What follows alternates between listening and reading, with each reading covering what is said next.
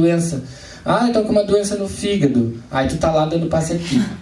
Ah, eu achei que teu fígado era da cabeça. Né? Tem um fígado no lugar do cérebro. Ah, esse é o teu problema, então. Temos que estudar sobre anatomia, saber os órgãos. Não quer que a gente vai saber ser um expert em anatomia, mas ter um certo conhecimento, aquela biologia que a gente, né, não sabia para que ia estudar. E a fisiologia da questão também espiritual, da fisiologia do duplo etérico, dos chakras. Isso principalmente, vamos estudar sobre essas duas coisas. Sobre os corpos espirituais e os chakras, tá? Que eu já falei mais cedo. Passes nos obsediados. Bom, vamos atender uma pessoa que está muito obsediada. Ela está rindo, gargalhando, daqui a pouco ela chora, daqui a pouco ela grita, esperneia e rola no chão ainda. E aí ela adentrou aquela porta. E aí nós vamos ter que atender. Cala, mal. Aqui nós temos um exemplo de uma obsessão. Olha só, um tipo de espírito aqui. Até ele apresenta deformação. Pode acontecer de um espírito ter esse tipo de deformação pelo espiritual, parecer um bicho. E ele está aqui, ó, sobre o chakra da garganta. E a pessoa pode se sentir sufocada. As pessoas que se sentem sufocadas, os espíritos fazem isso. Mas digamos que a pessoa adentrou a porta dessa forma que eu falei. O passe deve ser dado em equipe. Gente, não vamos dar uma de Mulher Maravilha, né? De Superman, de Shazam, né? De Super Mario. Gente, vamos chamar ajuda, tá? Vamos chamar ajuda, vamos entrar em contato com os colegas do centro. Por quê? Porque como é que tu vai atender os espíritos daquela pessoa, dar passagem, doutrinar, encaminhar, se aquela não tem como? Tu tem que ter ajuda, tu tem que ter pessoas que vão ser baterias energéticas de fluido, que vão estar ali, 1, 2, 3. Tu tem que ter 1 ou 2, 3 médiums para dar as passagens para aqueles espíritos que estão ali com aquela pessoa, e mais 1, 2, 3 doutrinadores que vão falar com aquelas entidades. Então vai uma equipe grande. Às vezes acontece de a gente não ter uma equipe grande, de ter só 2. Se forem pessoas experientes, já que estão acostumados com aquilo, conseguem segurar as entidades, conseguem segurar a mediunidade, não vão se incorporar e ficar pior do que a pessoa que está sendo atendida. Se nós tivermos esse controle mediúnico, a gente pode atender de 2, 3, tá? Mas sozinho assim, ó, nunca, tá? Quando é que a gente vai atender sozinho alguém com o passe? Vocês que estão aqui aprendendo sobre o passe hoje. Para vocês utilizarem alguma coisa, para vocês utilizarem a radiestesia. Quando é que vocês vão poder atender quase sem perigo, mas mesmo assim com um pouco, sozinhos? Geralmente nas pessoas que vocês têm certeza que sofrem apenas de um problema físico. Tá, avó, tá doente, tá com gripe, tá muito ruim, tá no hospital, tá em casa. O que vocês podem tranquilamente estender as mãos sobre os chakras, fazer uma oração e energizar a sua vozinha, sem nenhum problema. O problema tá quando vocês querem atuar com o passe em casa naquela pessoa obsediada, naquela pessoa que está passando por uma crise de obsessão, de raiva, de ódio, de não sei o que em casa, e você diz, não, eu já aprendi como é que é o passe, agora eu vou te dar um passe que vai melhorar. Aí tem perigo. Por quê? Porque vocês sabem um pouco da técnica de passe, mas vocês não aprenderam a técnica de mediunidade. Vocês não aprenderam a técnica de doutrinação, de conversa com o espírito. Se aquela tua prima ali se incorpora, o que tu vai fazer? Tu vai ter que conversar com o espírito. Vai ter que dizer coisas para ele. Tu sabe o que tu vai dizer? Como é que faz para mandar embora? Como é que faz para mandar embora? Como é que faz para ela se tirar, se desmediunizar? Entendeu? Então o passe em casa, tenham muito cuidado. Deem apenas nessas pessoas que vocês sabem que estão doentes e tal. Se a pessoa, vocês viram que está assim, vocês vão trazer para cá e a gente vai atender todo mundo junto. Aí vocês vão participar, depois que já tiverem aptos, né? Vão participar, vão trabalhar todo mundo junto, Você tem alguma dúvida sobre isso? Que é um assunto bem interessante. Eu tenho. Diga, Suelen. Tá, mas se acontecer, se for o caso assim, de eu não fazer um passe a uma pessoa e a pessoa corporal, sei lá, o que eu poderia fazer de imediato para ajudar aquela pessoa? No caso, porque ela estava doente ou porque tu inventou moda? Não, eu quero saber por quê. Assim, ó. Peça ajuda mentalmente. Digamos que tu vem aqui, tu vai pedir ajuda mentalmente aos trabalhadores dessa casa, vai pensar aqui nessa casa. Peça auxílio aos trabalhadores do Centro Espiritualista Nova Era, que nesse momento não me auxiliem, para que os espíritos que estão acompanhando essa moça, que possam ser encaminhados para um bom lugar, e aí tu vai ficar ali mentalizando. Geralmente passa, tá? Só não passaria se fosse um problema obsessivo grave, muitos espíritos. Aí vai acontecer o quê? Tu vai ficar ali com aquela pessoa, vai pegar o telefone e vai ligar para alguém. Como já aconteceu com a gente, já faz uns meses de estar acontecendo as pessoas estarem incorporadas em casa e as pessoas não sabiam o que fazer. Tinham vindo aqui uma vez só, eu acho. Só que aconteceu um problema lá e as pessoas estavam incorporadas em casa com espíritos trevosos que estavam quebrando tudo dentro de casa. E aí vieram aqui, nos chamaram, e aí a gente pegou o nosso evangelho, botou embaixo do braço e foi, né? Com pensamento na fé em Jesus para que nos acompanhasse até lá.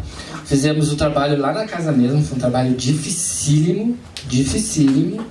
Ficamos cerca de 40 minutos, eu acho, lá, atuando, para poder as pessoas se desmediunizarem e os espíritos serem encaminhados. E ainda depois a gente voltou para cá, terminamos 1h30 da manhã, porque a Paula estava lá até, se lembra?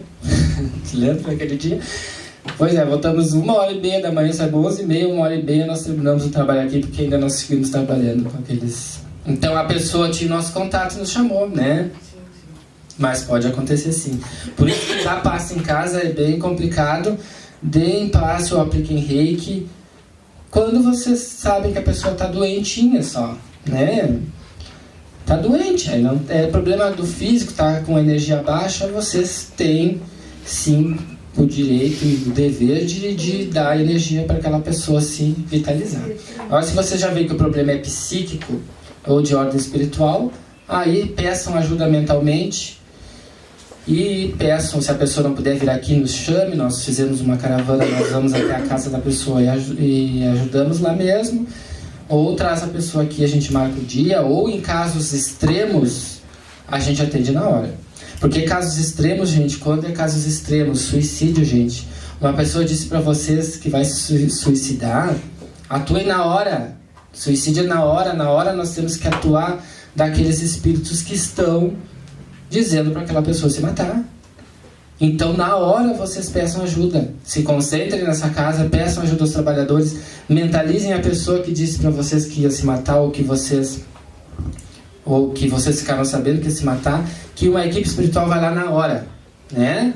Se vocês conhecem a parente de vocês, vão até a casa impedindo que a pessoa faça o ato e nos chame. E nós vamos, ou ela vem, e a gente atua na hora, tá? Suicídio ou homicídio, qualquer coisa que tenha risco de vida, não deixe para depois. Se atua na hora, chamem as pessoas que vocês têm, se não nós, outras pessoas de outro centro, para que atuem rapidamente nessas questões. Nós já atuamos algumas vezes nisso e tivemos até... Graças a Deus não aconteceu nada. Eu estava no Facebook, né? Lá na timeline, que às vezes a gente não tem que fazer, tá lá na timeline, né? Quem nunca? E aí, graças a Deus eu estava na timeline. E aí o cara disse assim, vou me matar, não sei o que, e já estava ali, já tinha postado foto do que ia fazer e tal. E eu disse, vamos ter que atuar, porque eu vou ter que dar um jeito, né? Se depois a pessoa faz, eu, né? Chamei Fabiano, vamos dar um jeito. Te levanto, não sabe, deitado, bem deitado, olhando o filme. Viemos pra cá, e aí fizemos o trabalho, abrimos o evangelho, né? Eu conheci o cara, assim, não sabia nem endereço, não sabia se morava em Jaguarão, se não, mas eu conheci. Vamos fazer um trabalho. E aí eu peguei, abrimos o evangelho, abrimos o trabalho, nos concentramos, mentalizei o rapaz, e aí deu questão de segundos, já começou a vir as entidades que estavam com ele. Deu 2, 3 segundos. Porque a equipe espiritual é rapidíssima, né, gente? Foi lá e já trouxe algumas entidades que estavam com esse rapaz e já... O que vocês estão se metendo, não sei o quê. E aí um conversava, daqui a pouco era outro, já não me lembro direito. E nós falamos com aqueles espíritos. E aí encaminhamos. Depois deu uma das passagens que nós estávamos conversando, daqui a pouco foi desdobrado o suicida que queria se matar, foi desdobrado, retirado do corpo, foi trazido até aqui e eu conversei com ele, com o suicida. Ele foi trazido à distância, demorar 1000 quilômetros aqui. Ele foi desdobrado do corpo, eu conversei com ele, não faz isso, não sei o que, nós vamos te ajudar, não sei o que lá, não sei o que lá. E ele estava muito desesperado. E aí assim, ele foi se acalmando, nós encerramos o trabalho, aí ele foi levado para o corpo, obviamente. E aí depois eu fui acompanhando na timeline, graças a Deus, alguém lá, deu 10, 15 minutos, alguém lá bateu na porta dele e ajudou ele e tal. E aí deu tudo certo, graças a Deus não aconteceu nada. Então nas questões de suicídio, vocês, gente, atuem rapidamente. Atuem em qualquer caso que vocês venham assim, de obsessão complexa, com oração e peçam ajuda, tá? Nós aqui temos os trabalhos de quinta para casos obsessivos que nós podemos agendar, que a pessoa já está com problema obsessivo, que possa ser feito um tratamento na outra semana, mas aquelas pessoas que estão em casos de vida ou morte, que obviamente não vai esperar até a semana que vem, se pode acontecer o pior amanhã ou hoje, daqui a 1 hora. Então, nós temos que atuar rápido. E aquelas pessoas que estão muito deprimidas, assim, mas não querem ajuda? Aí a gente só ora à distância, porque é a mesma questão da radiônica. Ela vai estar tão refratária ao tratamento e não quer, aí a gente apenas ora. A gente pode fazer uma irradiação também, colocamos o nome dela, oramos para ela, e pode ser que os trabalhadores da casa vão lá e comecem a trazer os espíritos que estão com essa pessoa. Aí pode ser recolhido tantos espíritos que estão com ela que daqui no outro dia ela já aceita ajuda.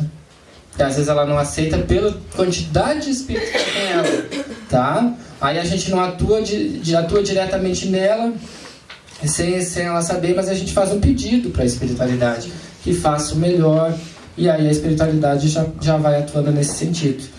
Porque a gente nunca pode atuar na questão hipnótica. Não, fulano, tu vai ajudar, e começa a fazer os mantos para que a pessoa aceite ajuda, porque senão ela vai virar um robô.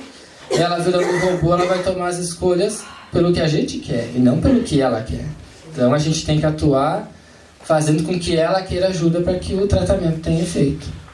Mateus, posso fazer uma pergunta? Uhum. Agora, falando desse caso, eu lembrei de um caso também que ocorreu há pouco com uma amiga minha, e a gente ficou até muito triste, porque ela precisou de ajuda e a gente frequentava o mesmo centro. Uhum. E ela procurou uma pessoa desse centro e a pessoa negou a ajuda. Deixou ela na mão, Sim. numa situação bem difícil. A pessoa do centro pode fazer isso? Negar essa ajuda? Tem centros espíritas que têm restrições de trabalhos fora do centro. Tem restrições de trabalho até dentro do centro em horários que não são programados. Muitos centros têm essa questão. Nós aqui não. Nós aqui, se nos chamar e for um caso de vida ou morte, a gente já vai e já atua na hora. Porque tem que ser assim feito, porque senão pode acontecer o pior, como de fato aconteceu. Mas tem muitos centros que não atuam fora do centro, por questões da disciplina da casa, do estatuto da casa. Assim, particularmente, eu acho que se a casa é uma casa espiritual, se pede ajuda, tem que te ajudar. Vai ter que... pessoa que pediu ajuda queria que fosse em outro lugar, não na casa. Às vezes acontece assim, ó. A pessoa, que acontece muito nas caravanas, a pessoa tá ruinzinha e ela não quer ir no centro. Aí alguém pede ajuda e vocês vão lá. Aí a gente não vai, porque a pessoa não quer nos receber. Aí a gente não vai. A pessoa consegue caminhar, no momento que ela consegue caminhar, ela tem que vir até aqui. Sim, né? Na verdade a pessoa não tinha como ir. E a pessoa assim, não... Aí só te pergunto isso porque a gente ficou assim pensando, até que ponto, né? Porque se uma pessoa chegasse e me pedisse assim, Alessandra, eu preciso que tu vá lá me ajudar. eu largaria o que eu estivesse fazendo. Porque eu acho que a gente nunca vai negar uma ajuda. Com certeza. Porque, como a gente diz, somos todos irmãos aqui, né? Então, como é que a gente vai negar ajuda para alguém que tu sabe que realmente está precisando? É. E era uma coisa assim, era espiritual, não tinha como ela tirar uma pessoa muito idosa e ela não sabia o que fazer, porque ela era uma pessoa despreparada. Então, quem que ela pensou? Eu vou ir na pessoa que eu sei que vai saber o que fazer para me ajudar. Só que essa pessoa disse que não podia porque estava esperando o montador do móvel. É. E uma coisa assim, um montador do móvel, Imagina, podia gente. deixar um filho ali esperando. Uma vida por um móvel. Né? Então a gente ficou muito triste porque a gente sempre tinha assim, esse local como assim, o lugar que a gente ia sempre realmente pro bem. Claro. Sabe? Sempre a gente saía sempre assim, revigoradas, a gente gostava muito. E aí a gente ficou pensando assim, será que a gente está fazendo um julgamento? De repente a gente está julgando mal também. Também. Né? Então por isso que eu te faço essa pergunta, para saber assim, até para chegar e dizer para minha amiga, olha, não vamos mais julgar, realmente ela poderia ter te dito não. Porque até hoje a gente ficou assim, se pensando se realmente, se faltou a vontade, se faltou a bondade, não sei. Eu acredito que é por aí. Né? A gente não pode julgar, como tu diz, né? Mas nos casos assim extremos, gente, a gente se levanta da onde a gente estiver e vai, porque não tem, tu imagina? Depois esse é o verdadeiro sentido, né? É o verdadeiro sentido de nós todos estarmos aqui hoje, porque hoje é um dia de trabalho para nós darmos passe para os pacientes e não para a gente receber. E se a pessoa não se sentia capaz, cabia ela achar alguém que fosse, né? Porque às vezes acontece assim, bom, dá 3 horas da tarde, estou trabalhando, não tem como sair, porque o emprego não te permite, a vida material não te permite. Mas tu tem 10 colegas, talvez 3 ali vão estar habilitados para poder ir. Aí tu vai acionar esse povo, vamos lá, precisamos de ajuda agora, quem pode? Alguém tem que poder. Eu não posso, mas vou pedir para outra pessoa me ajudar. Não, mas nada ocorreu nisso. Isso aí parece que me faltou um pouco de caridade, de bom senso. Às vezes acontece assim, gente, como eu estava dizendo, a pessoa não quer ir. Ela não quer, ela tá lá, depressiva, ela não quer. E a gente não pode interferir nesse livre-arbítrio. Vou lá e vamos fazer que nem algumas igrejas fazem e vamos impor a nossa vontade. Isso a gente de fato não faz. Porém, se a pessoa também que está ali para ser atendida, ela não tem condição de exercer o livre-arbítrio dela, ela está em uma situação psicológica que ela não vai ter escolha, porque alguém vai ter que tomar aquela escolha, ela não tem bom senso para nada. E a gente vai também. Né? A gente só não vai em algum lugar se a pessoa disser, não, eu não quero, não gosto de vocês, quem gosta de vocês é a minha mãe, eu não gosto de vocês. E a gente não pode interferir. Mas nesses casos suicidas assim, também não tem outra resposta, senão realmente que faltou bom senso, boa vontade. Outro dia, digamos que eu tenho uma amiga, vamos dizer assim, e ela vai numa casa filiada à FERGS. Nessas casas só se trabalha dentro das casas. Sim. Não se pode trabalhar fora de lá. E ela se encontrou numa situação de ter que ajudar um suicida. Ela estava no trabalho dela e ela recebeu pelo Face a mensagem de uma moça lá perto da hidráulica